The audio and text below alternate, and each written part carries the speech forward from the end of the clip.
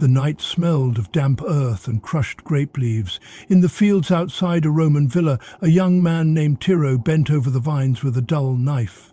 The moon hung low. Crickets sang. The villa behind him glowed with small oil lamps and the soft hiss of braziers. From the slave barracks came the heavy breath of men so tired they slept without dreams. Tiro did not sleep. He watched the shadows move across the road to Capua and counted his own breaths. 10 heartbeats in, 10 heartbeats out. He pressed his thumb against the old scar at his wrist, where an iron ring had once rubbed the skin raw. He told himself, "If I go now, I live. If I stay, I die slowly." He was not a hero. He was a farm boy from far away, taken in a war he could not name, sold in a market he did not understand, and trained by a steward with a wooden rod who said, "The vine only grows straight when it is tied." He carried baskets, dug ditches, and rose before sunrise. He learned the shape of hunger, the weight of silence, and the many words Romans had for pain. The villa was large and proud. A long colonnade faced the road. The master owned presses for oil and wine, sheds for tools and carts, and an ergastulum, a slave prison sunk partly below ground, with narrow windows like eyelids. In that place, men slept in chains after dark, not because they were guilty of a crime, but because they were property that must not walk away. Iro's world was ordered by other people's rules. At dawn, the villicus, the farm manager, blew a reed whistle. Work gangs formed. The oldest men tended the olives, the strongest cut timber. Boys like Tiro hauled water and swept the press house floor. No one spoke much. A glance from a guard could be as sharp as a knife. A whisper could bring a lash. He had seen what happened to those who broke that order. One winter, a boy tried to slip through a hedge and vanish. He was caught at the second milestone by a cart driver who wanted the reward. The boy came back tied to the axle, his feet bleeding, his face grey with fear. The master called the household into the courtyard to watch. He said, "A runaway is a crack in the wall. If we do not seal it, the house falls." Then he gave a nod. The steward brought the iron brand from the brazier and set it against the boy's forehead. The smell was sweet and sick, like meat on a grill. The hiss seemed to last forever. When the iron lifted, the boy had a letter scar, a mark that said "Fuge," short for fugitivus, runaway. After that, a collar was locked around his neck. The collar was a band of iron with a small plate that read, "Hold me, return me to my master." The words were simple, so any stranger on the road could read them. Tiro had traced those letters with his eyes many times. He had watched the branded boy grow, quiet and careful and almost invisible, like a shadow that did not want to be seen. He had asked himself, is a life in chains a life at all? Still, running was not just a thought. It was a map of dangers. In Rome and the towns around it, slave collars were common. Some bore the name of the master, the address of the house, and even a promise of reward to anyone who returned the wearer. In the markets and the forum, notices hung on wooden boards. The notices described a missing slave: height, scars, hair, language, the way he walked, the kind of tunic he wore. They promised money for a capture. Some named their price, others said a generous sum. There were also men whose trade was hunting people. Romans called some of them fugitivarii, slave catchers. They asked questions at taverns and bathhouses. They knew which roads a tired man would take and which gates were watched. The law was not on the slave's side. A slave's body was a tool in the eyes of Rome. If a tool broke, the owner could repair it or throw it away. If a slave ran, the owner could punish him in many ways. Flogging with a flagrum that tore skin, shackles so heavy the ankles turned purple, work in the darkest part of the ergastulum, branding on the face, arms or legs. In the worst cases, if a slave stole, led a revolt or raised a hand against a master, the result could be crucifixion. Everyone knew it. Everyone saw the crosses along the roads from time to time, and no one needed to ask who those men had been. And yet Rome held a strange promise in the distance. The same world that crushed people also had cracks that let in light. Some slaves were freed after many years for faithful service. Some saved small coins and bought their liberty. A few ran and kept running, found a ship, a new name, a hidden life. Stories like these moved among the barracks like small birds. Most were lies, a few were true. The trouble was that you could not tell which was which until you tried. Cairo listened for true stories. He watched the roadmen. He learned to see who asked too many questions and who minded his own business. He learned the rhythm of the villa. The nights when the steward drank too much, the mornings when the dog slept late, the weeks when the master rode to the city and did not return before the next moon. He learned where the hedges were thinnest and which ditches held water all year. He learned the way the stars turned overhead. The choice grew inside him like a seed. It did not shout. It whispered, "There is a gate, there is a moment, there is a path." It whispered through the worst days, when the sun was high and his back stung from the last strap, when his stomach knotted from stale bread, when the air in the ergastulum smelled of sweat and iron and old tears. On those days he pressed his palm to the cool wall and pictured a different world. Room to breathe, water that tasted of stone and shade, a night where he could lie on his back and look at the sky without chains on his ankles. His friend, Nape, older and careful, warned him in a low voice. "They will post your name," Nape said. "They will offer money. If a muleteer sees you, he will turn you in for a new harness. If a tavern keeper sees you, he will trade you for free wine. A stranger will not risk a beating to help a boy he does not know." Tiro said nothing. He knew Nape was right. But he had also seen something else. Sometimes strangers did help. A poor woman had given him a fig once for no reason. A hired field hand had looked away when the steward counted heads at sunset and counted wrong. Even the dog that patrolled the yard liked a soft hand and a chunk of stale bread, and sometimes he wagged his tail when he should have barked. He began to plan in small pieces. He saved crumbs and dried them into hard pellets he could swallow while walking. He loosened the knot on his ankle shackle until it could slip, barely, with a thin scrape if he moved just so. He stole nothing but time. He watched the smith at the forge and learned how iron loved heat and hated cold. He memorized the shape of the key to the outer gate, how it turned, how the latch lifted. News came and went. Rumors of a band of runaways hiding in a quarry. A story of a branded man who cut off his own collar and fled to the hills. A tale of a girl who slipped into the crowd at the festival of the vintage and vanished in plain sight. There were also darker stories.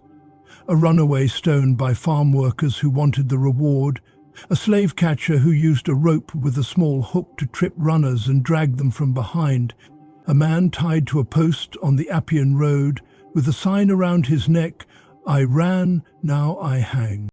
On market days the master took a few trusted slaves to town. Tiro sometimes walked behind the mule cart with a basket of grapes.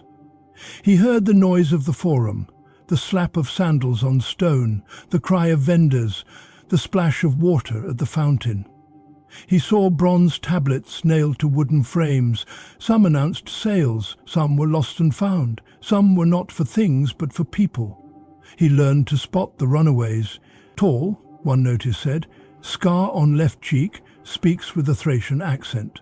Another, boy about 15, curly hair, branded on the forehead, answers to Felix. A third, woman, small, limps, good with herbs, suspected of stealing clothing. At the bottom of each notice was the reward and the name of the master or the agent in charge of collecting runaways. He saw men linger and read. He saw boys laugh and point. He saw one woman cross herself and look away. Once he saw a man with a long scar down his jaw, his arms thick from years at the oar, stand and stare at a notice for a long time with his hands open at his sides, as if to catch something that would not fall. Tiro memorized that face. He told himself, A man like that knows what chains feel like. A man like that might help. At night, back at the villa, the air cooled and the smell of crushed grapes changed to vinegar. The workers washed at the cistern, rubbed oil into their sore arms and scraped the oil away with a strigil.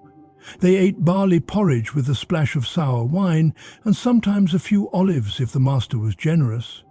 They talked little. Their words were saved for the dark, when the guards yawned and the first mice came out. Tyro spoke with Nape once more. "There are men in the city who sell their skill to catch us," Nape said. "They watch the baths and the bakeries. They ask for scars and accents. They travel with short ropes and small knives. They do not care who we were. They care who will pay them when they bring us back." Tyro nodded. "I am not brave," he said. "I am only tired." Nape looked at the floor. "That is what makes us brave," he said, "being tired and moving anyway." The next week brought rain. The fields turned slick and carts cut deep tracks that filled with brown water. The dog hated the mud and kept to the colonnade. The steward drank more than usual and argued with the smith about a broken hinge. The master left for the city to visit a patron and pray at a temple for a good harvest. He took the key to the slave prison, but not the key to the outer gate, because he trusted the dog and the guards and the thick hedges and the way fear lived in people's bones like cold. That night, Tyro sat in the barracks and tied a strip of cloth around his waist under his tunic. In it he tucked a sliver of flint, 2 dry pellets of bread, and a small bronze coin he had found years ago beneath a cartwheel and hidden ever since. He closed his eyes and saw the road in his mind, the line of milestones, the first bend, the stand of cypress trees, the shrine with a chipped statue where travellers left garlands. He saw the first farm after the villa, then the second, and the path that cut toward the river and then into the low hills. He waited until the moon sank and the guard's talk faded. He listened for the dog. He heard nothing but the hiss of rain. He rose, soft as breath, and moved along the wall to the outer door. The wood was swollen with water and the iron bar was heavy, but he lifted it a finger's width, then 2, then enough to slide free without a sound. He eased the door open. Cool air touched his face. He smelled wet earth, wood smoke from a far house, the green sour of crushed herbs. At the corner of the yard he stopped. The dog lay with its head on its paws, watching him. Tyro crouched and broke 1 bread pellet in half. He slid the half toward the dog. The dog's nose twitched. Its tail thumped once. It swallowed the bread without lifting its head. Its eyes stayed on Tyro, calm and dark. It did not bite. Tyro slipped through the small postern gate into the hedge. Thorns tugged at his sleeves, mud sucked at his sandals. He kept to the ditch where the reeds grew and followed it to the road. He did not run. Running made noise. Running made shapes that drew the eye. He walked with the same steady pace he used when carrying water. He practiced looking like he belonged to the world he was leaving. At the second milestone he turned off the road, just as he had drawn it in his head, and took the path that hugged the low wall of an orchard. Rain beated on his lashes. Water trickled down his back. He crossed a shallow stream and drank, face to the water like a deer. The cold hit his teeth and woke him fully. He listened for wheels, for hooves, for the click of a dog's nails on stone. He heard only rain. Behind him, in the first grey light, the villa began to stir. A guard yawned and stretched his arms. The steward shuffled to the yard and cursed the mud. The cook lit the brazier and blew until the coals glowed. The dog watched the door and wagged its tail at no one. Nape opened his eyes and looked at the empty space where Tyro had lain. He closed them again and said a small prayer to a household god that was not his own. At sunrise the whistle blew. The men formed lines. The steward counted. He counted again. His face changed. He sent a boy to the hedge. He sent a man to the orchard. He walked the length of the ditch and then the road, his sandals throwing mud onto his calves. When he returned, he went straight to the scribe, dictating in a tight voice. The scribe dipped a reed pen in ink and scratched on a thin board covered in wax. Runaway slave. Name, Tiro. Age, about 19. Medium height. Scar on right wrist. Speaks Latin with a rough accent. Thin face. Brown hair. Wearing a plain wool tunic. Reward offered. The steward added the name of the master and the address of the villa. He sealed the tablet and told a cart driver to carry copies to Capua and to the nearest posting board on the road to Rome. Before the driver left, the steward called him back. He fetched from a chest a collar. Iron, narrow, with a small plate that read, "Detain me. Return me to my master at the villa of Quintus, near the 3rd milestone." He held it in his hands, as if weighing it. Then he nodded and put it in the cart. If Tiro was found, the collar would be locked on him at once. By mid-morning the notices were up. The tavern near the gate buzzed with talk. How much is the reward? Enough for a week's food. More if he is brought back with no broken bones. A muleteer stroked his beard and memorized the description. A water seller told a slave catcher he had seen a boy on the road at dawn. The slave catcher smiled without showing his teeth and asked, "Which way did he go?" On the path to the hills, Tiro wiped rain from his face with a muddy sleeve. His stomach ached, but his feet were warm from walking. He thought about the notices he could not see and the rope he could not feel yet. He thought about the iron circle waiting for his neck. He thought about the men whose job it was to make him into a lesson for everyone else. He also thought about simple things, a dry cloak, a crust of bread dipped in oil, the sound of his own breath in a place where no one ordered him to move or stop. He thought about a river he had never seen and a boat he might never find. He thought about a road with no milestones, a sky with no crosses, a crowd where a boy like him could be only a face among faces. The rain slowed. A thin beam of sun touched the wet leaves and made them shine. Tiro paused at a fork in the path. One track went toward a village with a bath and a bakery, warm places where a hungry boy might lose himself, and also the first places a hunter would look. The other track bent toward the hills and the old quarry, a place of empty stone and sparse grass, where a man could hide for a day, but not for long. He had to choose. He had to choose now. He closed his eyes and listened. Far off, carried on wet air, came a faint sound, the creak of a cart and the distant bark of a dog that was not his friend. It might be nothing. It might be everything. Tiro opened his eyes, looked once at the sky, and stepped toward the hills. The path climbed into the low hills where stone lay close to the skin of the earth. Rain darkened the rock and made the grass shine. Tiro moved with care, keeping to the edges where his footprints would break and fade. He kept one hand on the rough wall of a fallow field. The world felt larger here and colder. The villa, with its rules and whistles and bars, seemed far behind. But the rules had legs. They could walk. He reached the old quarry at noon. It was a hollow in the hill, a bite taken from the land. Pools stood in the cut stone like dull mirrors. The wind moved through the grass with a soft hiss. No voices, no smoke. Only a broken cartwheel leaning against a wall and a half-collapsed hut where workers once kept tools. He went into the hut and found a dry corner beneath a roof beam. He took off his sandals and wrung water from his tunic. He lay on his side, pulled his knees up to his chest, and let sleep take him in a hard, sudden fall. He woke to the sound of a sheep's bell and the steady clack of a shepherd's staff on stone.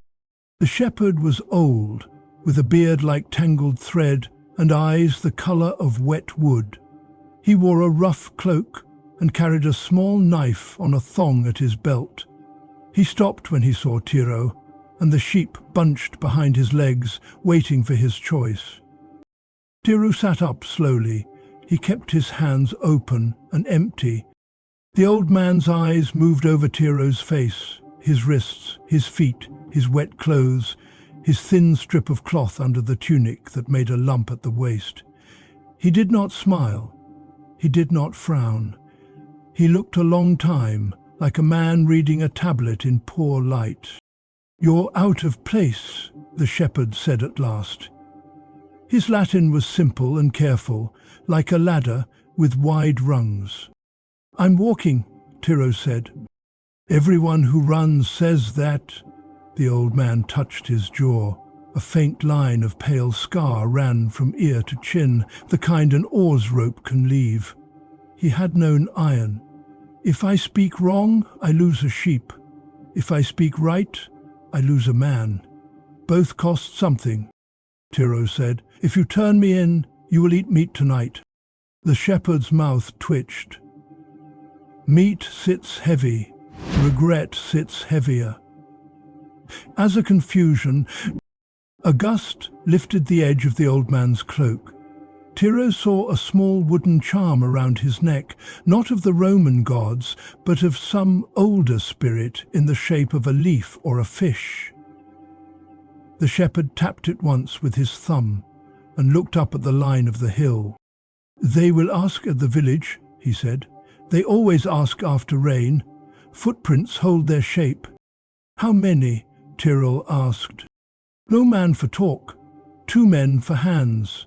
Sometimes more, if the reward is loud." He pointed with his staff down the slope to the place where the 2 paths forked. "If they are clever, one comes high and one comes low. If they are lazy, they both keep to the road and hope luck will work." "Are they clever?" "They are hungry," the shepherd said. "Hunger thinks, listen to me. The first rule is not to look like a runner. The second rule is not to smell like one." Tiro frowned. "Smell? They know the smell of fear and wet wool and old sweat," the old man said. "They know the sharp sour of a man who has hidden and woken in a hurry. If you go to the village, go to the bath first, even if it costs your coin. Wash with oil and scrape.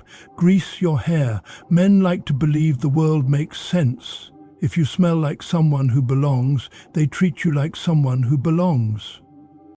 Tiro touched the small bronze coin under his tunic. "And if I have only 1 coin?" "Then buy bread and give a piece to the dog," the shepherd said. "Dogs know what men forget. Kindness closes mouths." He reached under his cloak and took out a strip of leather with a small bronze hook on the end. It was the sort of thing a fisherman might use, or a worker to pull hot pots from a kiln. He put it in Tiro's hand. "They sometimes throw a rope at your ankles," he said. "The hook cuts quicker than teeth. Keep it close." Tiro felt the weight of the hook. It was small and cold. "Why help me?" he asked. The old man looked at the pale scar on his jaw as if seeing it from the inside. "Because I remember what I asked the sky on the first night I ran," he said. "I asked it to send me 1 person who looked at me and did not see a price." He turned the flock with a word and a touch of his staff. "If you go to the village," he called over his shoulder, "stand in the sun when they look at you. Shadows make guilty men. And if a man smiles without showing his teeth, he is thinking of a purse." The sheep bells moved away, a string of small notes fading into the wind. Tiro tucked the hook into his belt. He put his sandals back on and laced them tight. He looked at the path to the village and then at the hard, dry ridges of the hills. The hills offered hiding, hunger and thirst. The village offered food, warmth and eyes. He chose the eyes. Eyes can be tricked. Hunger cannot. By late afternoon the rain had gone. The road to the village had puddles the colour of weak wine. Mud cracked as it dried. The smell of smoke and bread rose faint and sweet. Tiro slowed his steps and fixed his face in a calm he did not feel. He touched the coin under his tunic and whispered a word that had no name. At the edge of the village stood a shrine, with a small god rough-cut from stone, his nose chipped. Someone had left a sprig of laurel and a crust of bread. Tiro touched the stone with 2 fingers, as he had seen free men do, and walked on toward the sound of voices. Markets make a certain kind of music, the clink of bronze, the slap of wet clay, pitchers hitting stone, men laughing too loud, women calling the price of onions and garlic and fish. The village had a small square with a well, a baker's shop with a hot mouth of fire, a tavern with a creaking sign, and a bathhouse, where steam curled from a half-open roof. Tiro stepped into the bath first. He remembered the shepherd's rule. The doorkeeper looked him over without interest and named a price. Tiro put the coin on the table, and the man bit it out of habit and nodded. Inside, oil shone on the surface of a shallow basin. Men moved slowly in heat, glossy with sweat and oil, their voices low. Tiro copied what they did: oil on skin, scrape with the strigil, a quick rinse, a moment under the warm dome of air. The heat softened the ache in his legs. It almost made him forget his name hung on a board somewhere, like a net waiting to be pulled tight. When he came out, clean and warm, he went to the baker and bought a small round loaf with 2 chips. Tiro begged off the doorkeeper for returning a dropped towel. He broke a piece and slipped it to the dog that slept near the oven. The dog lifted its head, sniffed, and laid its chin on Tiro's knee. The baker, busy with a peel, did not look up. Tiro stood in the sun, as the shepherd had said, and ate slowly. He kept his shoulders loose. He practiced belonging. He watched the tavern door. It opened, and a man stepped out who did not belong to the village. His cloak was plain, but well kept. His sandals were good leather. He had the look of someone who had slept under a dry roof the night before. His hair was cropped short. He did not carry a pack. He carried a small coil of cord, tucked neat and tight into his belt, beside a knife with a narrow blade. He smiled at the baker and at the man drawing water, but his eyes were a pair of small scales, weighing every movement. Tiro dropped his gaze and turned his body like a man on an errand. He walked toward the well, keeping the loaf at his chest as a shield for his hands. Hands tell stories. Scars, calluses, the shape of work. He did not want the man to see the thin line on his wrist where a shackle had kissed his skin for years. The stranger crossed the square. He stopped to fuss with his sandal strap for 3 breaths, just long enough to turn and see every face from ankle height. He did not look at the sky. Men who search do not waste eyes on clouds. He walked to the well and spoke to the woman there. She pointed toward the fields, the way decent people point when they want trouble to go somewhere else. The stranger smiled without showing his teeth. Fugitive varii came in kinds. Some were cruel and loud and made a show of force. They broke doors and shouted at children and frightened old men into talking. Others were clever and quiet. They asked how your day was. They bought a cup of watered wine and left most of it in the cup. They kept the shape of a friendly man like a cloak, and only the knife at the belt told the truth. This one was the second kind. Another man came from the tavern. He wore a stained tunic and had a long cut on his hand held shut with cobweb. A muleteer. He had been on the road at dawn. He spoke to the stranger and made a shape with 2 fingers as if measuring a boy's height. The stranger's eyes moved to the square where Tiro stood with his loaf and then slid away as if Tiro were nothing. That was the worst sign of all. Hunters look aside from the thing they want until they are close enough to touch it. Tiro turned from the well and walked toward the lane where the bathhouse wall made a narrow shade. He did not run. He felt the coil of cord behind him like a hand that had not yet closed. He reached the corner and almost collided with a woman carrying a basket of greens.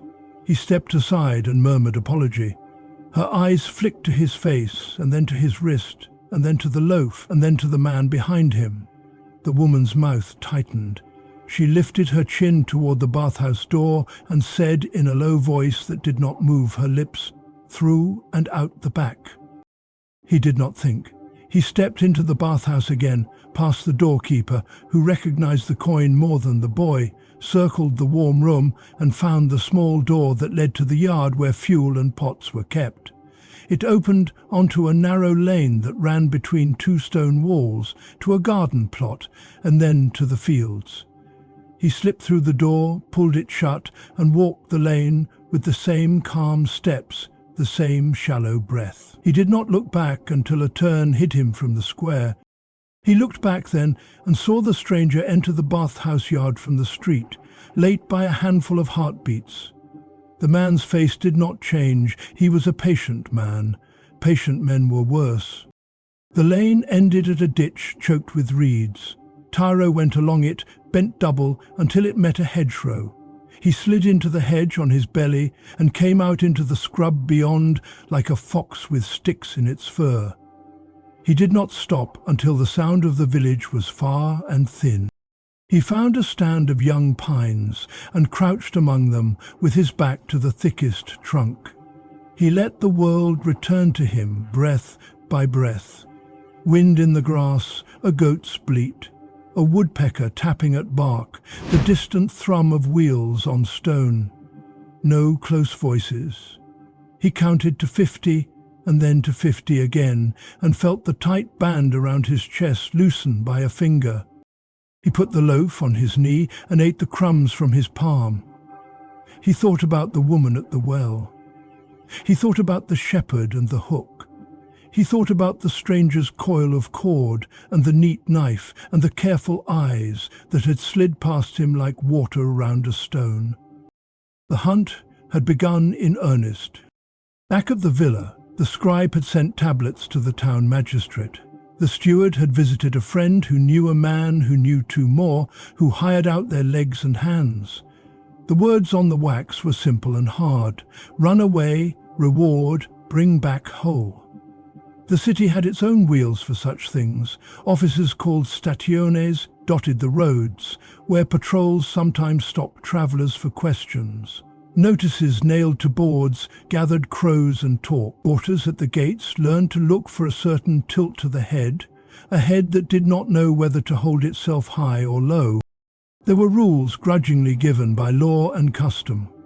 A free man, wrongfully seized as a slave, could cry out and call witnesses and drag his captor to a magistrate, but a slave could not speak in court without torture, and the lines between free and unfree blurred when fear and profit stood together in the same dark corner. Men made their own rules when no one watched. In taverns, slave catchers shared methods. They said to watch the bath first, then the baker, then the fountain. They said to note who stared too long at the reward board and who left bread for the dog. They said that when a boy walks with no bundle and no tool, he is either a fool or a runner. They said to mark collars and brands and ask for sleeves to be rolled. They said that a kind word opens the door that a kick will only crack. They also spoke of brands. Some masters ordered the letter F seared into a runaway's forehead so the world would read his shame before his name. Others marked the leg or the arm, a place easy to cover, as if mercy could share the same table with fear. Some chose collars instead, bands of iron with plates that carried messages, hold me, return me, by order of the master, for reward. Collars could be removed, bands could not. Either way, the body became a tablet on which the master wrote. Even the thought of that iron ring made Tyro's neck itch. He rubbed it and put his hand down and told his skin to learn silence. Panic is a bell. It rings for those who listen. He shifted and nearly slept, and then his head came up like a deer's. A thrush had stopped singing. Silence is also a bell. He pressed himself flat and peered through the pine needles. Two men moved along the lower slope where scrub met field. One was the stranger from the square. The other was heavy and slow, and kept to the path when the thorns reached for his shins. The stranger walked as if he had learned the ground with his feet a long time ago. They did not speak. They did not need to. The heavy man looked where the stranger pointed, and the stranger's eyes worked like a knife pair, small slices, nothing wasted. They examined the ditch, The stranger crouched to touch the mud with 2 fingers and held them apart to measure the pull of the earth, a small trick that tells if a print is new or old. He stood and looked toward the village as if to confuse any watching eyes, then looked toward the trees as if by accident. Tiro lay still. Stillness is a kind of work. It uses strength, like lifting. A crow called once from a fence post, and then once again after a space the length of a short prayer. The stranger angled his head. He did not look at the crow. He looked at the space between the calls. Crows speak as clearly as dogs if you learn their words. The stranger walked upslope, not straight, but on a slant, so his shadow would touch one place while his feet touched another. He came near enough that Tiro could see his eyelids at half-mast, a man looking from under his own brow to make his gaze small and safe. The stranger crouched again and picked a burr from a grass stalk. He rubbed it between his fingers and let the seed fall, watching how the wind took it. Then he stood and took a step toward the pines. The heavy man lagged. He was panting. He wiped his mouth with the back of his hand and cursed the thorns. The stranger turned his head and smiled at him without showing teeth. And in that moment, Tiro slid the hook from his belt and drew his knees up under his body. He made his muscles soft, ready to harden all at once. The stranger took the last step and put his hand out, not toward Tiro, but toward the trunk Tiro leaned against. He touched the bark and felt the sap with his fingers. Then he moved his hand down and very gently pressed his palm against the ground where a heel had rested hours before. He did not look at Tiro. He did not move his eyes from the ground. He said, in a voice so soft it was almost kind, "Come out. If I cut you, it will be small. If he takes you, it will be large." Tiro did not move, his mouth filled with the taste of iron and fear. His hand tightened on the hook until the metal pressed a shape into his skin. The heavy man came up, grunting. "Do we have him?" he asked. "Not yet," the stranger said, "but we have the place he likes." He lifted a bit of crushed bread from the needles with his fingertips. He looked at it as if it were a letter, and he could read crumbs like words. The heavy man took a step toward the pines and raised his cord. The stranger did not stop him. He simply shifted his weight and changed the angle of his body, so that when the heavy man swung, the cord would pass where a leg might be if it were rash, and not where a leg might be if it were careful. Tiro's heart walked up into his throat. The world held its breath. The stranger looked toward the village for the length of a blink and said, almost as if talking to the wind, "The dog has bread on his breath. The baker will remember who fed him." He did not look back at the pines. He did not need to. Tiro had one choice that was not a choice at all. He could spring left into the cord and be taken with a bruise and a curse. He could spring right down the slope and be taken by the stranger's hands, which would be quick and skillful and leave no mark on skin that a master would not pay for. Or he could do a thing he had never done and hated to do.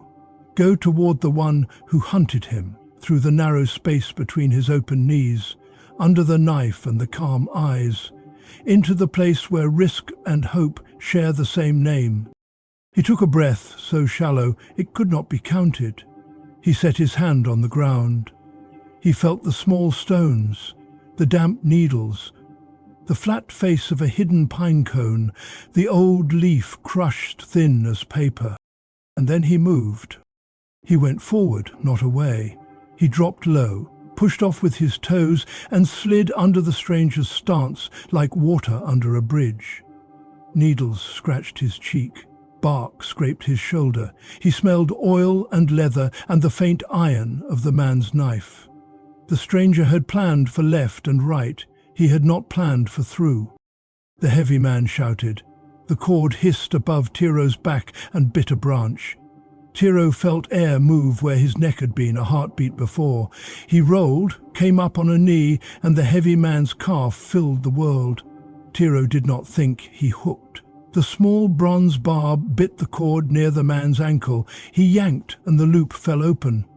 The heavy man stumbled and went to one hand with a curse. The stranger stayed calm. Calm men are fast. He pivoted, not wild, not loud, just a clean turn and a neat step. His hand reached for Tiro's wrist, for the old scar where a shackle once lived, because a wrist is a handle. Tiro jerked his arm and felt fingers brush skin, then miss. He threw his weight down the slope, not running, falling, with his feet catching up behind him. Stones slid. Pine cones popped under his heels. He aimed for the ditch that ran below, for the reeds, for the brown water that promised to hold nothing of him. He reached it and went straight in. Cold took his breath like a blow. Mud closed around his calves. He went forward on his hands, head low, hair flat with wet, the way boars go when dogs close. He did not look back. Looking back steals steps. His heavy man swore again and spat mud. The stranger did not swear. He only said, "Down," to no one, as if gravity and he were old friends who did favors for each other. Tiro followed the ditch until it opened into a slow stream. He pushed into the stream and let the current take the top layer of him. Skin, heat, fear, smell, the story his body told. He heard the shepherd's voice in his head. Smell is a map, water wipes maps. He moved with the bank, where willow roots made dark rooms in the mud. He counted 20 slow breaths, then 30. He felt the pull in his legs. The cold took the edge off his panic and left a hard, small center that could be shaped. At a bend, he slid out on his belly and lay with one ear in the water and one on the bank. He heard nothing but the soft suck of the stream and a jay scolding something far off. He crawled into a tangle of dry broom and lay on his back. He listened to his heart until it remembered to beat like a drum and not like wings. The stranger did not chase into the water. He was not a dog. He was a man with a purse to fill and time to spare. He circled. He looked for where a wet boy must come out to breathe. He found reeds bent the wrong way and prints that began as smears. He read the ground like a slow letter. He did not hurry. Patience saves steps. Tiro moved on his elbows along the broom's shadow to a stand of alder and then to a rill that bled into the stream. He went up the rill because men looked down more than up. He stayed inside thorns until his tunic pulled into a rag. He came to a bank where the sun had not touched and found the smell of old leaves and cold stone. He took handfuls of the wet leaves and rubbed them along his arms and neck. He rubbed dirt into his hair. Clean smells draw eyes. Dirt is a cloak.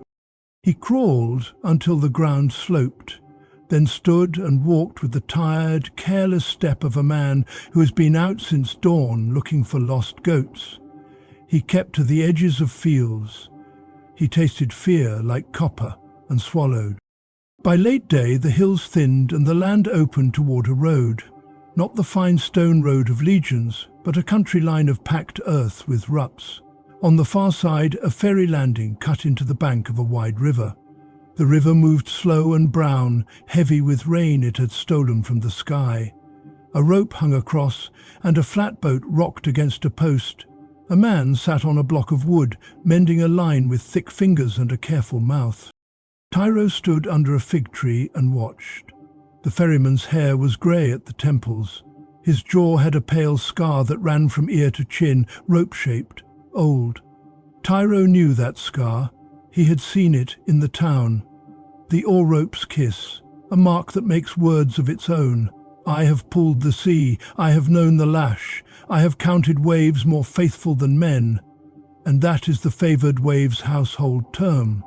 And that is the favoured waves more faithful than men. The ferryman looked up once, saw the fig tree, saw nothing, and went back to his line. He had a way of not seeing that meant he saw. He hummed a tune that had only 2 notes. 2 women waited at the landing with baskets. A boy sat on a sack, kicking his heels. A mule drank and blew bubbles. No soldiers, no boards with names. But upriver, on a bend where a willow threw its shadow, stood a little hut with a whitewashed wall. On its side was a painted sign, a spear and a wreath, a road post, a place where questions sometimes lived. Tyro stepped out from the fig's shade and walked like a man with an errand. He kept his eyes on the boat, not on the hut. He reached the landing as the ferryman stood and took the rope. "Late," the ferryman said to no one in particular. "Late," Tyro said, as if answering for all of them. The ferryman looked at Tyro's hands when he passed the line. Hands talk. Tyro's hand said field work, not tools, not trade. They said boy, not man. The ferryman's eyes dipped to the wrist, to the old scar. The eyes did not change. 2 coppers each, the ferryman said, half for the mule. The women paid, the boy paid. Tyro had nothing. He reached for the little coin under his tunic and found only flint and the bronze hook. He had used his coin at the bath. He opened his mouth and closed it. Asking makes a noise.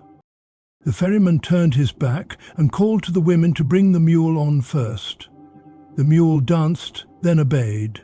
While their bodies blocked the view, the ferryman's hand came behind him, quick as a bird, holding a broken half-coin the colour of old honey. He pressed it into Tyro's palm without looking. "Dropped that," he said to the air, "clumsy as fish in rain." Tyro swallowed. The piece was enough. He put it in the ferryman's hand with all the gravity of law. The ferryman nodded as if the world made sense. They pushed off. The river took them sideways and then, under the pull of the rope, across. The water smelled like clay and old grass. A cormorant cut the air and dropped into the glitter, black against silver. The boy stopped kicking and stared. Halfway over, the ferryman spoke, almost humming, almost singing. "When you step off, go behind the cart with the broken spoke," he said to the river. "There is a lane between the potter's shed and the brickyard. The brickyard smokes all day. Men come out red with dust, walk out red." Tyro looked at him. The ferryman's eyes stayed on the rope and the bank and the shape the current made around the post. "Why?" Tyro asked, but the word went only to his own lips. The ferryman did not answer with a why, he answered with a was. "There is a hut with a spear on it around the bend," he said. "Sometimes they watch the ferry, sometimes the wind is all that watches. Today the wind is lazy. Tomorrow it may have friends." The boat bumped the far bank, wood on wood. The ferryman tied off and helped the mule first. He helped the women. He did not help Tyro. Helping can be a sign. Tyro stepped down. The bank mud clutched his sandals and let go. The cart with the broken spokes stood as if waiting. He went behind it, as told, and found the lane. On the left, pots stood upside down like helmets. On the right, bricks lay in stacks like loaves. Red dust ran in little rivers at his feet. Smoke rolled and burned the nose in a clean way that hides other smells. Men moved with slow strength, lifting, turning, stacking. Their faces and arms wore the same coat of earth. A boy came out with a shovel over one shoulder and stopped dead when he saw Tyro. He did not call. He did not smile. He dipped the shovel in a rich pile of sifted dust and held it out. Tyro stepped close. The boy tipped the shovel. Red fell like rain. It coated Tyro's hair, tunic, eyebrows, hands, neck. The boy's mouth bent the smallest bit. "Now you look like you breathe here," he said, and was gone. Tyro walked through the smoke. The dust made his tongue taste like a coin. He kept his back easy and his eyes soft. He came out by a pile of discarded kiln tiles and a ditch with a little bridge of boards. Beyond lay the open road again and a line of trees, and above their heads in the far blue, a dark bird turning slowly, a kite, the sky's patient hunter. He turned downstream as if his errand had always gone that way. He kept the river on his left. Rome lay that way, far yet. Rome had many voices. In many voices, a single one can be lost. But Rome also had gates and eyes and men paid to see. He walked until the light went old gold and then grey. He found a stand of reeds and made a bed in their dry hearts. He slept with his mouth open to keep his breath quiet. He dreamed of the ferryman's rope, cutting the river in a straight line the water could not argue with. At dawn, the river fog rose. It hid the bank. It made the world small and kind for a little while. He ate the last of the loaf, hard as a stone, and washed it down with river. He rubbed more dust into his skin and hair until the boy he had been was the colour of the earth. He joined the road as other people joined it, a pair of stonecutters with tools in leather wraps, a family with a cart and a baby whose cry sounded like a bird with a sore throat, 2 men driving pigs, a mason with a plank on his shoulder, a hired hand leading a thin cow, 3 women with baskets, and far behind, a single man who walked like water pouring downhill. The stranger. He kept the distance that says, "I am not with you." He kept the pace that says, "I will be." The road bent inland and then back to the river. A bridge rose ahead. Low, strong, many arches. On the near side, a little station had been set. A table, a chair, a post with the spear and wreath sign. 2 soldiers leaned on their shields, bored but not asleep. A clerk with ink-stained fingers sat at the table with a wax board and a stick. He brushed a fly away without looking. They were not there for runaways only. They were there for taxes, for tolls, for salt, for what the state thought was its own. But men who stopped carts for tax also stop boys for questions when there is a reward to be had and an afternoon with no games to watch. The stonecutters went first. They knew the men. They nodded as if to neighbours. The family with the cart was next. The baby cried on cue. Babies are passports. The clerk waved them through with a hand that had not finished the last line he wrote. The pig drivers argued with a soldier about how many pigs make a toll. The soldier counted noses. The pigs refused to be noses. Everyone laughed. Laughter makes a rug that hides other steps. Tiro fell in with the mason. The plank on the mason's shoulder made a long shadow.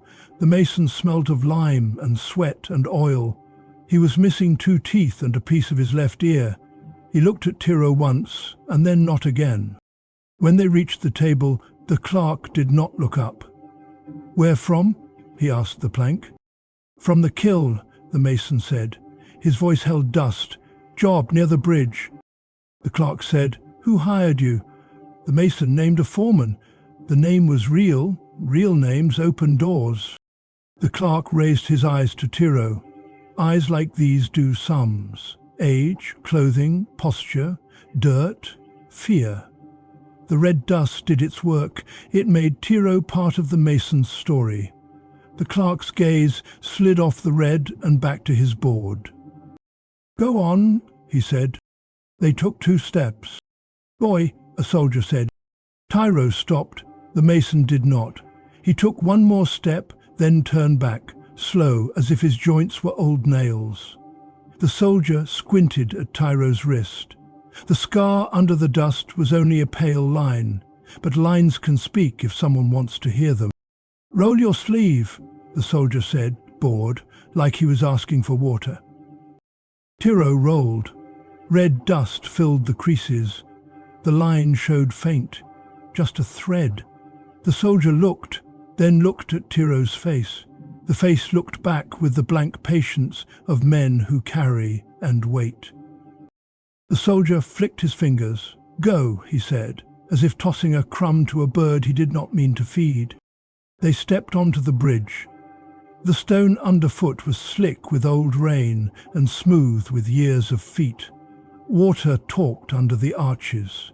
Pigeons blinked in the niches. On the far side, the road opened again and ran toward more trees, more fields, and the city that made the world into rings, those who owned, those who served, those who watched. They were halfway across when a voice called from behind, not loud, not sharp. A man's voice, mild enough to be safe. "Friend?" The mason did not turn. He hated mild voices. Mild voices had cost him an ear. Tiro turned, because boys do, because the word has a hook in it. The stranger stood at the near end of the bridge with his hands empty and his head tilted a little, like a man asking about the weather. The clerk was beside him, reading a tablet. The clerk's mouth moved. He was sounding out letters. F-U-G. The letters made a word, and the word made a purse in the mind. The stranger raised one hand, palm open, as if to show he would not throw a cord. His eyes were very small now, not because they were cruel, but because they were careful. He looked at Tiro, as at something fragile he did not want to break before the sale. "Tiro," he said softly, like a man greeting a neighbor across a wall. "Come along." The mason's fingers tightened on the plank. Somewhere under the bridge, a fish jumped, and the sound was like a slap. Tiro felt the whole bridge watching. The pigeons, the clerk, the soldiers, the river, the stranger's patience, the city beyond. He felt the iron circle he could not see yet close against his neck. He felt the brand he did not wear yet burn on skin that was still his. He had to choose a door that was only a crack. The bridge was a narrow world, stone under his feet, water talking below, men watching. The stranger at the near end held him with a soft voice and a quiet body. The clerk mouthed letters like seeds. F-U-G. A soldier shifted his weight, and the leather on his shield creaked. Tiro did not think of words, he thought of edges. He looked left at the low wall. He looked right at the same. He looked down at the water, dark under the arch. He could feel the iron circle that did not yet exist cooling on his neck. He could feel the hot iron that had not yet touched his skin, breathing in a brazier miles away. He moved. He put both hands on the bridge's side and swung a leg over. The soldier shouted. The clerk stood up and knocked his stylus to the ground. The stranger did not shout. He took one clean step forward, as if into a dance. Tiro pushed off. The drop was shorter than it looked from above, and longer than it felt in his belly. Air slapped his face. The river came up like a door, fast and hard. He hit on his side and went under, and the cold reached all the way into his bones in one breathless grab. The world turned to green and mud and bubbles. He kicked, but the current under the arch was a strong hand. It pulled him sideways and rolled him like a stick. He reached with open fingers and found the rough belly of a stone. He pulled himself along it and came up where the current loosened to a slow drag. He coughed river and breathed river and pushed river away from his eyes. On the bridge, a boy screamed. A woman clutched her basket. The soldier ran to the far side and leaned out, but he would not jump for a runaway. The clerk shouted to throw a rope, but threw only words. The stranger did not run or shout. He moved along the bridge like a shadow that had learned to walk. He watched the water the way a cat watches a hole. Tiro swam with the slow pace of a man who has learned from ditches and reeds. He kept his head low and his breath small. He let the river carry him just far enough to slip under the next arch. He caught the slick stones with his toes and pushed off again to the shade, where the bank undercut and made a dark pocket. He pressed himself into it and let the roots scratch his back.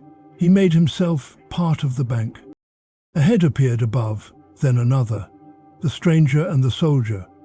The stranger made a small mark in the air with his finger, as if drawing a map only he could see. He looked not where Tyrrell hid, but one span downstream, where a man would come up if fear outran thought. He waited there, still, as if patience were a net. Tyro did not give him that surfacing. He counted his breaths against the root where his hand rested. He let pain in his lungs rise like a tide and then fall into a numb place. He did not move until the soldiers' sandals ground on stone again and the voices on the bridge faded under the river's slow talk. When he slid out and took air, the stranger was gone from the edge. He did not believe that meant safety. He went along the bank, half crawling, half swimming, until he reached a stand of reeds that brushed the water like fingers. He pulled into them and lay panting, eyes on the sky.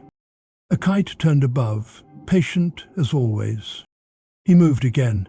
He climbed out where mud met scrub and shook the water from his tunic. He rubbed himself in dust until the wet turned to a crust on his skin. He walked with the weight of river still in his muscles and the sound of the stranger's calm voice still in his ears. By noon his legs trembled. Hunger had become a slow ache that moved around his belly like a small animal looking for a way out. He broke a reed and chewed the pith for the taste of water and green. It filled nothing. He reached a farmer's plot at the edge of a wood. Beans climbed poles, a scarecrow leaned with its head at a soft angle. No one was in sight. He moved to the edge of the field and reached for 2 beans, quick like a bird pecking. "Leave 3 when you take 2, a voice said behind him. He turned. An old woman stood with a hoe in her hands. Her hair was a cloud of white. Her feet were bare. Her eyes were not unkind, but they were not soft. "I will leave the skins," he said. "Skins are not beans," she said. "Give me your name." He made his mouth say, "Felix." "That is not your name," she said, "but it is a name that wants to be lucky. Eat, Felix, and then go. Men have been asking today. They show a wax board and talk like men who hope for meat. Their teeth do not show when they smile." He ate the 2 beans raw and felt them like gifts. He thanked her with a nod that carried more than the word. "Do not thank me," she said. "You will pay for those beans someday by letting a stranger drink at your well." She pointed with her chin toward the track that went north. "Not that way. That way is questions. Take the line behind the willow. It leads to a path that leads to a path that leads nowhere anyone keeps on a tablet." He went where she pointed. He did not look back to see her lift her hoe again. Afternoon slipped into a dull gold. He walked between hedges, through a hollow where the air was cool, across a ridge where the sun made his hair crackle. He saw a fox slide under a fence as if the fence were smoke. He saw 2 boys throw stones at a dead tree and argue about who had missed less. He felt the stranger before he saw him. He felt it in the way a jay went silent, and then scolded, and then went silent again. He felt it in the way the hedgerow ahead of him held 1 leaf too still. He stopped and crouched like a man fixing a sandal tie. He lifted his head the smallest bit and saw, in the thin space between 2 tangled branches, the barest shine of a small knife's edge and a coil of cord held low, close to a leg. The stranger had moved ahead on a longer arc and let Tyro walk into him like a fish into a mouth. Tyro did the only thing left that was not surrender. He ran. He did not run like a deer. He ran like a man who knows the ground can break his ankle and the air can betray him. He kept low. He used the hedge for cover and the dips for shadow and his fear for fuel. The cord whispered behind him like a snake. A hand slapped at his shoulder. It slid on dust. He tore free and went over a ditch and up the far side, using his hands when his feet failed. The heavy man came from the right, red-faced and eager, holding a staff he had torn from a hazel. He swung it 2-handed wide. Tyro ducked and the staff cracked on a stone and made a sound like a branch breaking in frost. The heavy man swore and let the anger live in his arm. Anger makes a door. Tyro slipped through that door and into a stand of saplings so tight that a grown man had to turn sideways. The stranger did not turn sideways. He stopped. He breathed. He set the coil at his waist and took out the knife with the narrow blade. "Careful," he said to the heavy man, and it was almost kind. Tyro came out on the other side of the saplings and ran into a fence of woven wattle. He pushed hard. It held. He put his foot into the weave and climbed. The top bent and creaked. He rolled over, tore his tunic, and fell into a shallow yard where chickens scattered like thrown leaves. A dog barked. A door opened. A man with a carpenter's square in his hand stared. A woman with flour on her arms stared. Tyro crossed the yard in 3 strides and out the gate, as if the world had drawn him a straight line. He hit the track and saw, at the far end, a cart and a man in a hood. The hooded man looked up. His face was ordinary as bread. His eyes were the colour of wet rope. His hands worked the reins and did not stop. He pulled the cart across the track as if by chance. The cart blocked the way. Tyro went left to go around, and the left was a ditch too wide to jump on aching legs. He went right, and the right was a thorn hedge that held in its hands whatever touched it. Behind, the stranger and the heavy man came out of the yard. The stranger did not look winded. He looked the way water looks when it has already decided the shape of the rock it flows around. Tyro turned to face them. He held the small bronze hook in his hand. It was nothing against cord and knife, and 2 men who did this for bread. The hooded man spoke in a voice that could have been anyone's. "No worse if you come quiet," he said. "No better if you don't." Tyro lifted the hook. His hand shook. He looked at the stranger, not at the hooded man. "Will you break my arm if I run?" he asked. He said it like asking if rain was coming. The stranger's eyes were steady. "Not if I can help it," he said. "The notice says, whole." Tyro stood very still. In his chest, his heart beat in a small, hard square. He could not outrun 3 men and a cart and a hedge. He could not outfight cord and knife and patience. He had gone through water and dust and kindness, and still the net had learned his shape. He dropped the hook.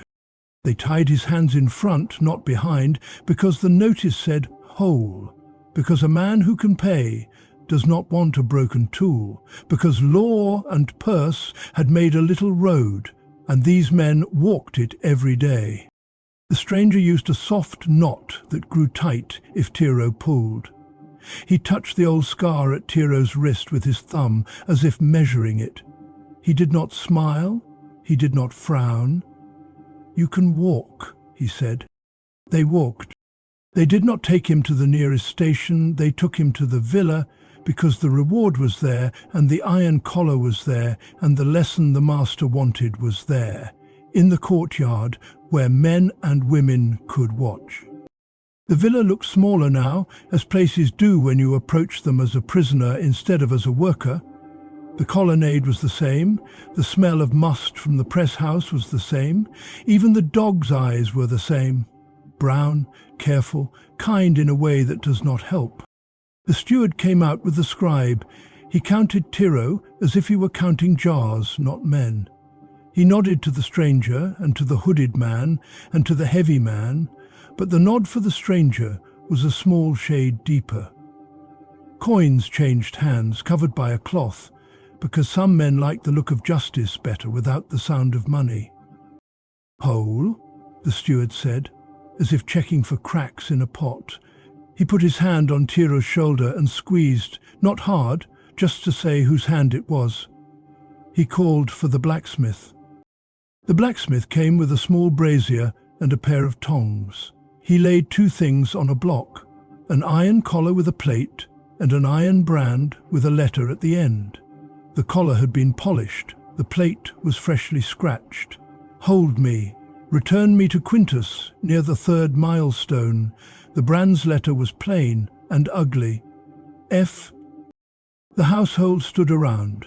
The dog lay with his head on his paws and watched. The master was sent for and came with a cloak around his shoulders and a face that said he had been made to leave better work. He looked at Tiro, not long. He nodded once to the steward. He spoke in a voice that was more for the air than for Tiro. "A runaway is a crack," he said. "If we do not seal it, the house falls." He turned and spoke to the people who watched. "Let all see, let all remember." They tied Tiro to a post, not tight enough to hurt, tight enough to hold. The blacksmith lifted the collar first. He placed it around Tiro's neck and closed it with a small hammer tap that rang like a bell in Tiro's skull. The iron sat cold and heavy on his bones. The plate lay flat against his chest like a hand. And the brand. There was no rush. The blacksmith fed the brazier and watched the iron change colour. Dark, then dull red, then brighter. He held it there, patient as winter. He wiped sweat from his forehead with the back of his wrist. He put a damp cloth over the post where the iron might touch wood by mistake. He nodded to the steward. The steward nodded to the master. The master gave the smallest incline of his head. The chain of nods was like a rope. The blacksmith lifted the brand. Tiro looked at the sky because it was the only place they did not own. He thought of the shepherd's scar and the ferryman's half-coin, and the woman at the well who had moved her mouth without moving her lips. He thought of Nape closing his eyes and saying a small prayer to a god he did not know. He thought of the kite turning and turning. The iron touched. Pain is its own language. It filled the world with a white that was not light. It was a taste and a sound and a smell all at once. Tiro's body tried to climb away from itself and could not. He made a sound he did not know he had, a small sound because breath had gone somewhere far. The iron lifted, the smell stayed, sweet and wrong. The blacksmith put the brand back into the coals in case someone forgot. No one forgot. They poured vinegar on the burn. The air hit it and made another kind of pain. The steward spoke a word that meant nothing and everything. Marked. The master looked at Tiro's face. He looked to see if the mark had entered the eyes, because that is where breaking begins. He did not look long. He turned away. He had other things. He told the steward to put Tiro in the ergastulum for a time, to remember the shape of the world. The ergastulum was a half-buried house with narrow windows like slits. It was cool in summer and cold in winter. The door was wood-banded with iron. Inside, the air had the taste of mould and old tears. Rings set into the wall held chains for ankles and wrists. Straw lay in uneven piles that hid mice, and sometimes small knives of flint that men made from broken pots. They chained Tiro by the ankle. The chain was long enough to sit, not long enough to stand fully. The collar made the chain sing when he moved. The burn on his forehead pulsed with every beat of his heart, like a second heart that had been set on fire and forced to live in bone. Nape was there, further down, his face a pale stone in the half-dark. He did not speak at first. He looked at the collar plate and the raw letter. He closed his eyes, as if to give Tiro privacy inside the chain where there was none. When he opened them, he spoke in the voice you use beside a sleeping child. "I am here," he said. Tiro swallowed. The movement made the collar shift and the new pain speak. "They will sell me," he said. His voice was dry and strange. "They will sell me south, to a place that has no shade." "They might," Nape said. "Or they might keep you and make your hands hard for the heaviest carts. They might put you in chains for seasons, then count you again like a jar that did not break." "Will they kill me?" Tiro asked. "Not for running," Nape said. "Not if the house wants coins more than it wants blood. Death is for thieves and rebels, and those who strike a master. You did not strike. You only tried to live." The words sounded like mercy and like a sentence both. Night came and smelled like damp earth and iron. Rats moved in the straw with the soft confidence of little kings. From above, sometimes, the sound of laughter drifted down, or a cup bumped a table, or a dog shook and his collar rang, and for a breath the sound was Tiro's own. Days in the ergastulum are rope. They rub you until you are smooth, they hang you in the same place until you forget that rope can be cut. Work still came at dawn, chains were opened for the line, men in shackles went to the heaviest labour, lifting, hauling, cutting, turning the press. The overseer's eyes travelled the line like a weight sliding along a shelf. The lash sang when someone's hands were slow. No one argued with its song. Tiro worked with the chain on. It dragged like a small child who does not want to walk. The collar pressed when he looked down. The brand throbbed when the sun touched it. He learned to move his head as little as possible. He learned to take air through his mouth when the smell of vinegar returned and forced the pain fresh. At night he went back to the half-buried house. He watched light at the edge of the door like a man watching the sea from far away. He slept in pieces. He dreamed in iron. The stranger came once to the outer yard on some errand. He did not come down. He stood by the fence and spoke to the steward the way men speak of weights and amounts and dates. He did not look toward the ergastulum. He did not have to. He knew its shape. Tiro saw him through the slit. He felt a rush of hot hate that made him strong for one breath and then left him twice as tired. Hate is a bright drink, it burns and is gone. Nape spoke when the anger had faded. "You did not fail," he said. "I am here," Tiro said. "You are here and not across," Nape said. "You are here and not the mines. You are here and the dog still remembers your hand, and the shepherd still walks his hill, and the ferryman still knows how to hum a tune without words.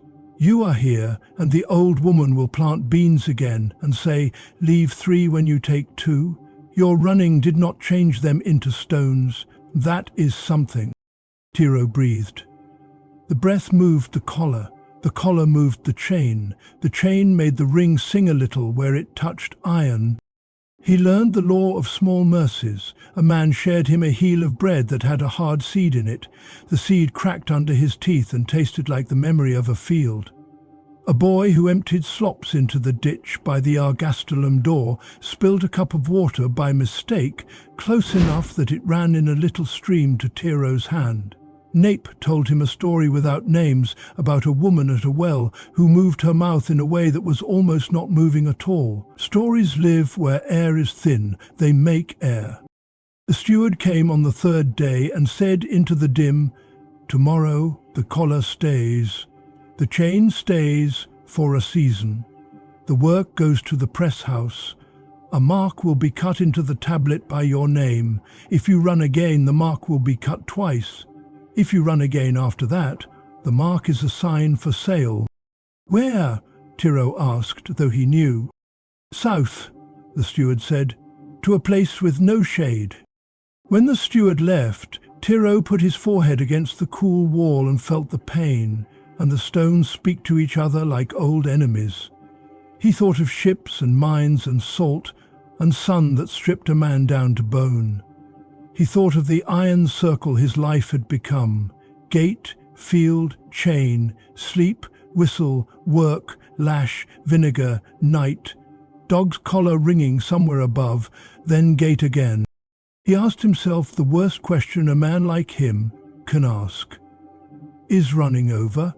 Has the brand finished the sentence the master began? In the dark, someone in the line of chained men whispered a word that could have been anyone's word in any tongue. It was small and had the shape of hope when you look at it from the side. Silent died. He took a short ritual bow, declaring pure thought. He listened to his blood. He listened to the chain. He listened to how silence can be full. Morning would come. Work would come. The heavy stone of the press would turn. He would push. He would bend. He would learn to move with the collar as if it were part of his bones. Men call that broken. Sometimes it is. Sometimes it is a way to hide strength long enough to keep it. The kite would turn above the field, not caring about letters or plates or tablets. The shepherd would walk, the ferryman would lean on his rope and watch the river cut a straight line the water could not argue with. The stranger would go to another village with another tablet, and somewhere a boy would step into a bath, because an old voice had told him to wash before he tried to live. And in the half-buried house, a young man with a hot letter on his brow would decide whether the story of him ended in iron or in something that iron could not touch. Morning did what morning always does. It came without asking if anyone was ready. The whistle cut the air, the locks scraped, the chain at Tiero's ankle sighed as if it were a tired animal. The collar lay cold on his bones, and the new letter on his brow burned like a small sun that refused to set. He chose a way to live inside iron. He learned the weight and lean of the pressed stone so he could move before pain found him. He learned which guard liked to talk and which one liked to hurt. He learned to breathe through the vinegar's sting. He learned to keep his eyes calm when the overseer's eyes searched for a place to lay the lash. He learned to use the chain as a line, not a wall, step, slide, lift, turn. He learned to hide strength the way a seed hides a tree. He also learned to remember. He carried in his chest the shepherd's scar, the ferryman's half-coin, the woman's lips that spoke without moving, the boy's shovel tipping red dust, the mason's slow step, the baker's dog. When the world pressed him, he pressed those small shapes back against the world from the inside. They fit his ribs like ribs. Days turned like millstones. The season changed by the taste of the night air and the way the morning light lay on the yard. The brand sank into skin and became a hard shine, the collar's plate dulled with sweat. One afternoon, with the heat thick and the bees drunk on the press-house sweetness, something shifted where no one expected it to. A new boy slipped at the vat. He went with the arc of his fall, the way bodies do when work teaches them, but his hand caught a lever and pulled it wrong. The great beam above, the one that groaned like a slow bull when the press was heavy, gave a sound like a tooth cracking in a jaw. The pin that held tension, old, iron, trusted, sheared in a blink. The beam slumped. There were 3 people beneath its shadow. The boy on his knees, Nate bent to lift a basket, a child, no worker at all, who should not have been there, the master's nephew. A small thing with sandals too fine for a press house and curiosity too big for his years. He had wandered in, chasing the strip of light that slid through the door. He stood staring up, the world already bright in his eyes. The beam began to fall. Tyro did not think. Thought would be too slow. He moved with all the lessons the chain had taught him. Step, slide, lift, turn. He stepped into the beam's shadow, slid his chain foot to fix his base, lifted with both arms and turned his shoulder under the wood like a man letting a door fall on his back rather than on a friend. The beam hit him. The world did a small white trick. He grunted, not loud, because loud wastes air. The chain at his ankle bit his skin as he found the angle where his bones and the beam could make a small truce.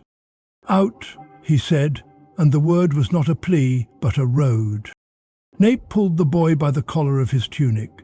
The child stumbled, then ran the wrong way, the way children run, toward the shining door where the light beckoned and the beam's other end wanted to go. Tiro let one shoulder take more, slid his hands, found a knot in the wood and pushed. The beam shifted the width of a finger. A finger's width is a door if you use it quickly. Nape scooped the child like a sack and threw him, not hard, but as if the air could catch him better than the beam. The child hit the floor and got up and ran toward light again, because that is what children do. Men who had been slow moved fast. The blacksmith wedged a pry under the beam. The mason, called in for repairs that morning and too poor to say no, set his plank and levered with arms that had nothing left and found something anyway. The beam rose a hand's breadth, then 2. Tiro slid out and let the press-house floor hold the weight that his back could not hold anymore. He lay on his side and felt his breathing like a man counting grain. The chain burned where it had bit. His hands shook. He let them. The master came in with his cloak open and his face bare of words. He saw the beam, he saw the wedge, he saw Nape's scraped arm and the boy's wide eyes, and Tiro's collar flashing in the dust like a small, hateful sun. He understood the shape of what had almost happened. He understood who had stopped it. The understanding moved through his face the way a cloud moves through a clear sky. Slow, then gone, then back again, deciding whether to reign. He did not thank anyone. Masters do not thank, they declare. He told the steward to bring water for the child, and wine for the men, and silence for the moment. Then, in front of the house, he said the words that made small changes, that live a long time in a world like this. "The chain stays," he said.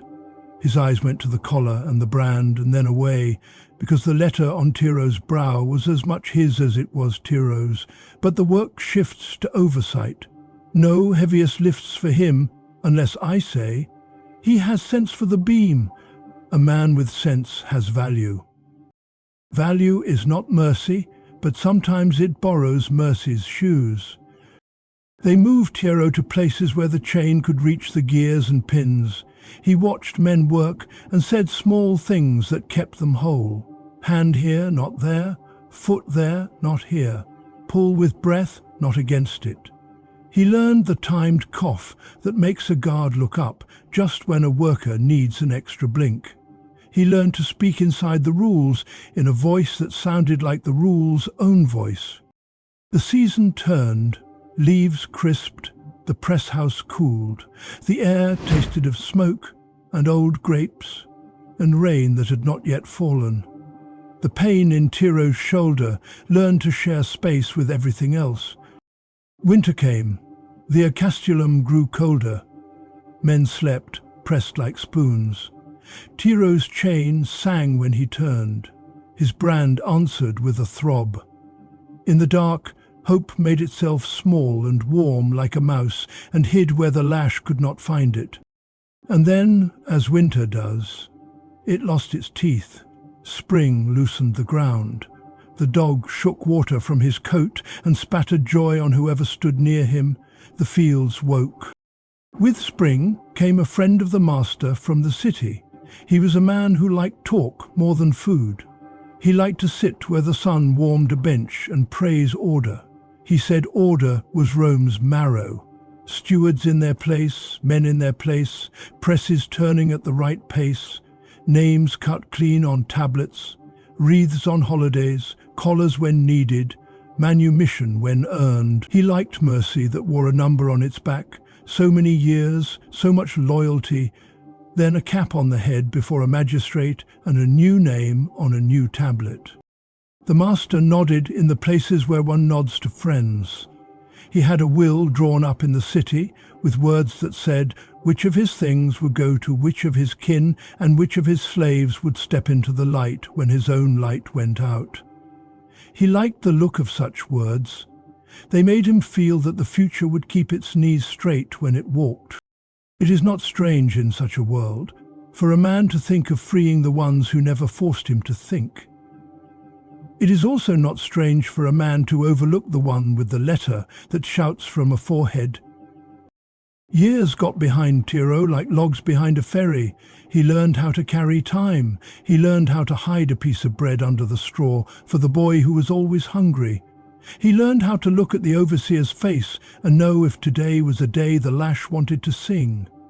He learned where, above the ergastulum door, a crack in the wall lets in one thread of sunset that lands on the same stone for a handful of heartbeats before it goes.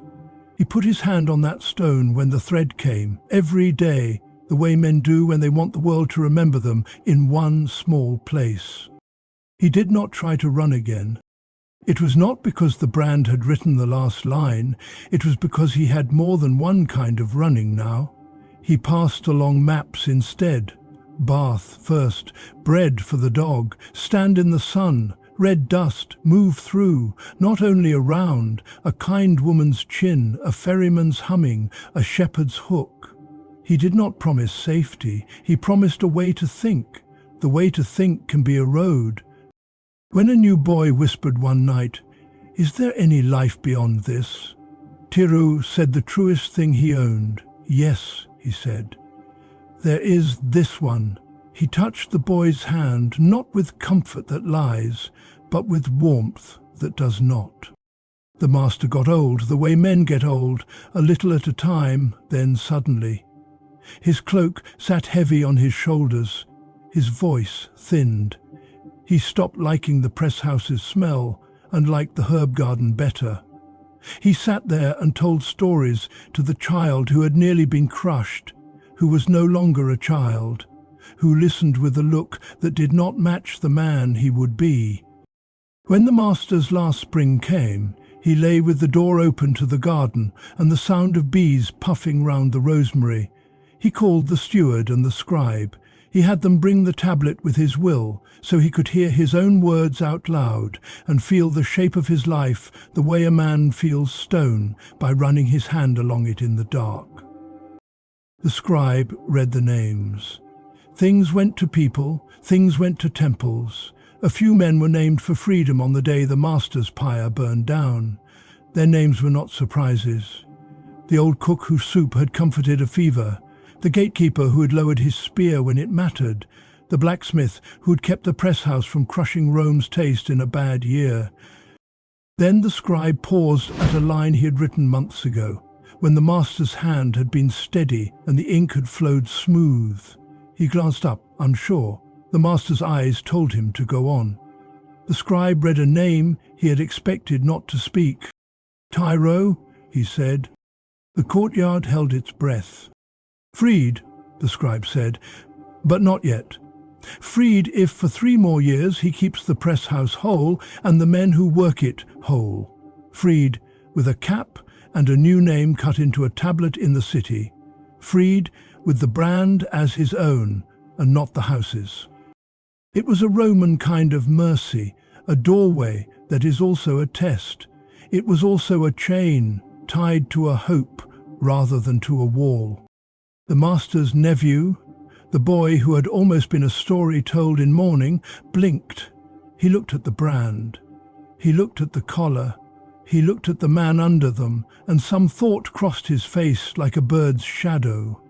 He did not say it. He was still learning to use his mouth for things other than orders. Tiro bowed his head because that was the shape the world asked for. He felt the collar shift. He felt the chain's voice in his ankle. He felt the brand, which had been a shout, now say his name in a quieter way. 3 years can be a very long time. They can also be exactly as long as a man needs to decide who he will be when the collar falls. He did the work. He kept the press house from killing men. He taught the new boys how to stand so that weight could travel through them into the earth without taking something it had no right to take. He learned the old gear's moods. He caught the lash with a word more than once. He made the guard listen without knowing he was listening.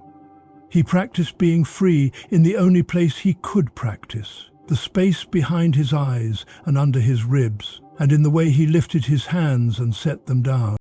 When the master died, the house burned his body with the proper tears and the proper words. The cap went to the old cook. The gatekeeper raised his spear once and then put it away for good. The blacksmith stood with hands that did not know what to do when they were not holding the world together with heat and tongs.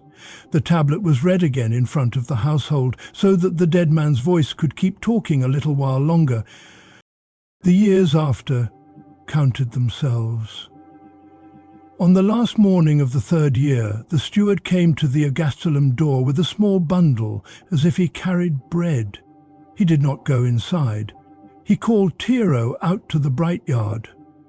The dog wagged as if the world were a simple, good thing that had been simple and good all along. The steward set the bundle on a bench and opened it. Under the cloth lay a small cap of white wool. Next to it lay a bronze mirror with a dent in the rim. Last of all lay a short chisel and a hammer. The steward did not make a speech. He was not a speech kind of man. He did his job. He set the chisel against the collar's hinge and gave the hammer 3 clean blows. The sound was sharp, like a nail learning to be something else. The ring loosened. He twisted it. The circle that had been one thing became 2. He lifted it off and set it on the bench next to the cap, gentle as if iron could feel what hands mean. Wind touched Tiro's neck. It felt like a river does when you first put your face in it in summer. He did not reach up. He did not need to prove to himself that the air was there. He stood and breathed until the collar's memory left his bones. "Mirror," the steward said. Tiro took it. He looked at the letter on his brow. It was still there, of course. It would always be there. It did not look like a Roman claim anymore. It looked like a fact. Facts can be prisons. They can also be maps. The steward put the cap in Tiro's hands last. "The magistrate is in the town," he said. "Paper after, tablet after that, name after that. Come back to work when you have a name that fits." Tiro walked to the road like a man learning how his head sits on his neck. He went with Nape, who was not free yet, but was the kind of man who walks a friend to a gate even when he cannot go through it. The dog followed to the hedge and stopped there because that was his law. At the station in town, the clerk with ink-stained fingers did a different kind of sums. He said the words men say in those rooms. He wrote the letters men write in those rooms. Tiro spoke his old name and then spoke the name that would be cut onto a tablet so that Rome could find him when Rome needed him for taxes and witnesses and favors. Tiro Quintilius, because freedmen carry their former masters' names the way a river carries a mountain's face. He walked back to the villa with the cap on his head and air on his neck. Some men stared as if the cap were a crown. Some looked away as if freedom were an offense to eyes that had not learned to see it. He came to the bench where the collar still lay. He picked it up. It was not heavy now. He turned it and read the plate as if he had never seen it before. "Hold me, return me to Quintus, near the 3rd milestone." He pressed the plate flat with his thumb, so the letters were only light on metal, no longer deep. He set the ring down for the last time. He went to the ergastulum and stood at the door. He did not go in. He did not need to breathe that air to remember it. Nape lifted his head and smiled a small smile that had waited a long time. "You will come back?" Nape asked, with the kind of question that is not a question. "I will come back," Tiro said, "until you go where I went." He kept his word. He kept working in the press house, because Rome does not stop needing wine because a man gets free. He kept catching the lash with a word. He stood between men and falling wood more than once. He put his hand on the stone at sunset when the thread of light landed there and thought of all the skin that had learned that spot by heart. He took coins for work for the first time in his life and bought bread not only for himself. He learned to sit still without listening for a whistle, and what to do with a night that did not belong to someone else. When faces he knew whispered to him that they could not live another season with iron, he did not say, "Stay." He did not say, "Run." He said, "If you go, wash first, stand in the sun, feed the dog, look at smiles, wear dust, move through. Remember the river pulls sideways under bridges." A ferryman once hummed a tune that was a map. A shepherd once put a hook in my hand. A woman once spoke with her mouth still. "Leave 3 when you take 2. He pressed a coin into a palm when he had a coin. He remembered to hum. He grew a scar on his jaw one summer when a rope snapped and slapped his face. It looked like an old all-ropes kiss. When he saw it in the bronze mirror, he smiled for the first time at a scar. He said, "Now I can belong to any river I want." He took trips to town on market days and stood by boards with notices. He read the words, Men posted about men who were treated as if they were jars that had rolled away. He did not tear the boards down. The world was not that kind of easy. He read the letters to learn how hunters thought. He watched for eyes that looked like small scales. He learned the names of dogs near bathhouses. Years later, when the master's nephew stood where his uncle had stood and tried to make his face into a master's face, Tiro went to the garden with him and showed him how rosemary smells like a bee's dream and how a press house kills men when you let the pin rust. He told him stories that sounded like advice and were advice. He made the world safer, a finger's width at a time where he could reach it. The boy listened in the way boys do when they are trying to grow something softer than the house that raised them. He went to the hill when the first shepherd's body had grown too old to face rain. A younger man walked there now with the same small charm at his throat. Tiro shared bread and silence with him, and they watched the kite make patient circles in a sky that did not care about collars or caps or tablets. He crossed the river at the rope many times. The ferrymen, older now, still hummed the same two-note song that is not a song unless you have learned to hear it. They did not talk about the half-coin. They did not have to. Some debts and some gifts sit between men like a bench that both know is there. On a dry summer night when the stars felt close enough to touch, Tiro sat on the low wall outside the ergastalum door long after the work had stopped. He pressed his fingers against his brow and felt the letter, the one that had been made to shame him and to warn the world about him. It was cool under his touch because the night was kind. He asked himself a question he had earned the right to ask. What does a mark mean when the man it marks chooses its meaning? He could answer it now. It meant he had run once. It meant he had been caught. It meant he had learned things that free men forget and that slaves are forced to know. It meant he had seen how Rome sits on the backs of those who carry it and how, even so, the world keeps a small door for mercy that men can open when they decide to be more than the rules they are paid to hold. It meant he belonged to himself in a way that no brand could stop, because belonging is not only a legal thing written on tablets, it is also a way of standing, a way of breathing, a way of putting your hand on a stone at sunset and knowing the stone knows you. He closed his eyes. In the dark behind them, the shepherd lifted his staff, the ferryman hummed, the woman's chin moved, the baker's dog wagged once, the boy's shovel tipped red dust, the mason's missing ear listened for mild voices, and a stranger with careful eyes stepped back, for once, without a coin in his palm. Tito opened his eyes and looked at the gate. It was only wood and iron. It had never been the real gate.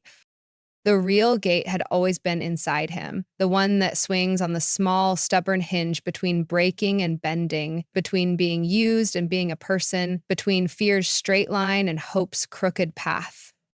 He stood and walked toward the press house because there was work to do and men to keep whole. Rome would go on building itself with hands like his. It would go on posting names and paying coins and heating irons and pretending that a mark is the same as a fate. And somewhere, on a road with dust and sunlight and a dog asleep in a doorway, a boy who decided he could not live another day inside iron would feel a coin pressed into his palm and hear a soft rule spoken in a voice that still carried a little river in it. Wash first, stand in the sun, feed the dog, move through. The boy would nod and step into the world the way a man steps into water, knowing it is cold, knowing it pulls sideways, knowing he can still breathe. The gate would open enough. The story would keep walking.